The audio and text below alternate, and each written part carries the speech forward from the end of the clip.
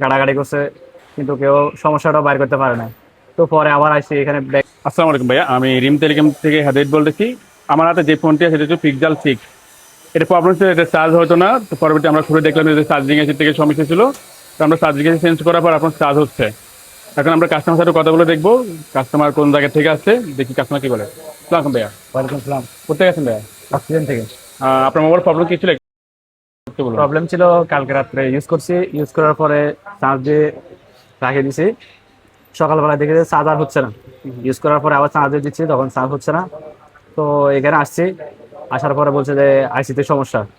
তো বলছিল একটু রিস্ক নেওয়া লাগবে মোবাইলটা। তো এই জন্য এখান থেকে গিয়ে অন্য কোথাও দেখাইছি, অনেক গাড়াগাড়ি করছে, কিন্তু কেউ সমস্যাটা বাইর করতে পারে না।